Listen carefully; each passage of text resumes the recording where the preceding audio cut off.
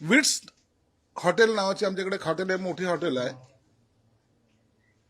गेली अनेक वर्षे त्यांच्या भागधारकामध्ये असलेलं व्यवहार, त्यामुळे ते कोर्टात गेले. कोर्टाने त्या भागदारांचं पैसे देण्यासाठी त्या हॉटेलचा लिलाव करा म्हणून त्यांची ऑर्डर केलेली कोर्टाने.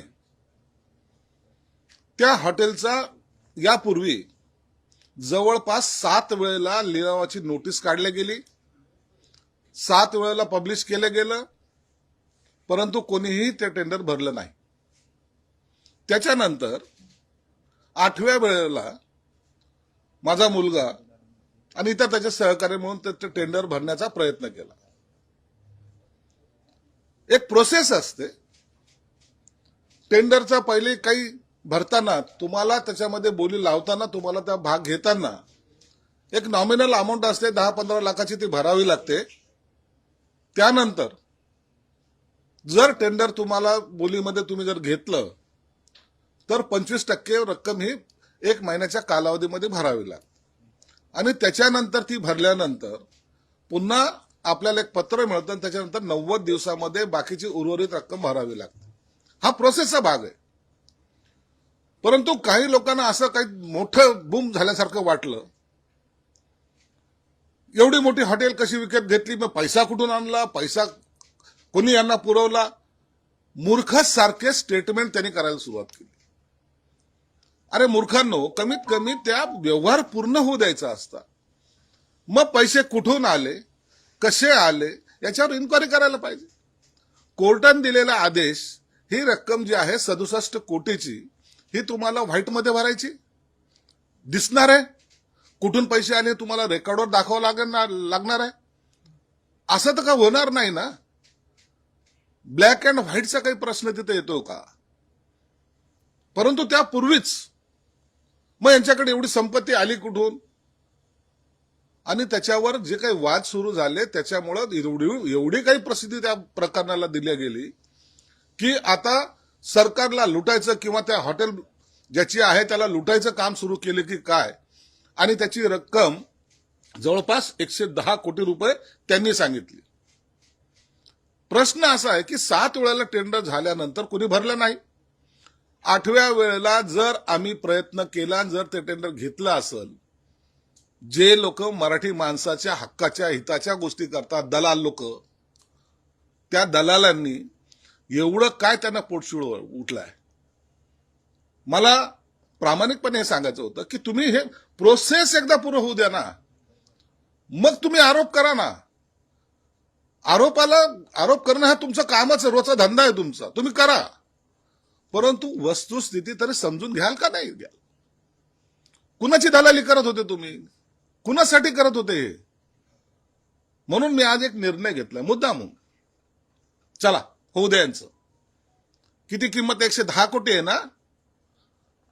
झालंय काय, त्या संजय राऊतला एकाने ब्रीफिंग केलं, दुसऱ्या दिवशी ते अडचणीत आले, याचा व्यवहारच पूर्ण झाला नाही, 25%च रक्कम भरली नाही, यांच्यावर आपण आरोप कसे करायचे.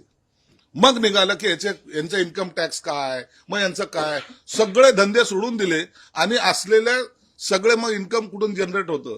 तुमची लायकी नसल्यामुळे बँक तुम्हाला उभं करत नाही. संजय शिरसाट कधी बँकेच्या दारात गेला नाही, पण लोन देणारे माझ्या दारात येऊन मला लोन देतात. इथं जिथं बसलोय ना, 5 कोटी रुपयाची फाईल त्यांनी सिग्नेचर केली मी बँकेची लोनची, इथं येऊन सहाय्य केला. हे याला इज्जत कमवावी लागते. दलालांची इज्जत नसते म्हणून तुम्हाला ते कळणार नाही. तरी तुम्हाला मी एक आव्हान देतो. आता 110 कोटी किंमत आहे त्या हॉटेलची, मी 67 कोटीला घेतली, म्हणजे किती मोठा भ्रष्टाचार केला. आज माझ्या मुलांना आणि त्याच्या साथी पार्टनरना सांगतोय विड्रॉ व्हा त्याच्यातून. आणि हे जे नाकानी बोलत होते ना, पुन्हा टेंडर येत आहे, तुम्ही भरा. 110च आहे ना, 100ला भरा. 10 कोटीचा फायदा होईल तुमचा, 90ला भरा, 20 कोटीचा फायदा होईल.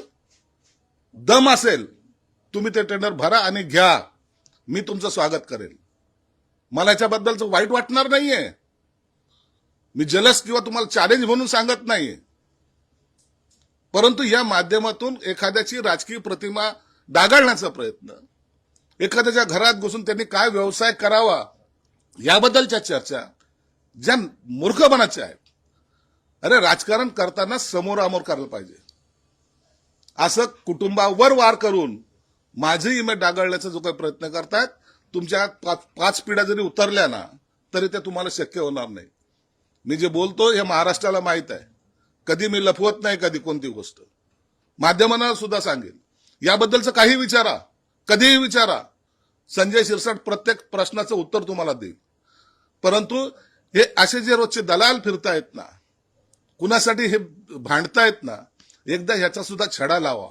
आणि आजपासून मी उद्या माझ्या मुलाला ते टेंडरची जे काय प्रोसेस आहे पत्र द्यायला लावतोय, त्या प्रकरणातून बाजू होतोय. आणि जे 110च्या गप्पा करतात त्यांना सांगतोय, आता तुम्ही घ्या पेढे घेऊन मी तुमच्या घरी येईल. तुम्ही 90 कोटीमध्ये घ्या, 70 कोटीमध्ये घ्या, 76 कोटीमध्ये घ्या, का 67 कोटीमध्ये घ्या, संजय शिरसाट तुम्हाला तुमच्या स्वागताला येईल. मराठी माणूस उभा राहायला पाहिजे असं जर वाटत असेल ना तर तुम्ही हिंमत करा. आणि असे आरोप करण्यापूर्वी 10 वेळा विचार करा. रात्रीशी उतरली नाही म्हणून असे जे स्टेटमेंट करतायत त्याची बातमी होऊ शकते, परंतु कुणाचं चरित्र हनन नाही होऊ शकत.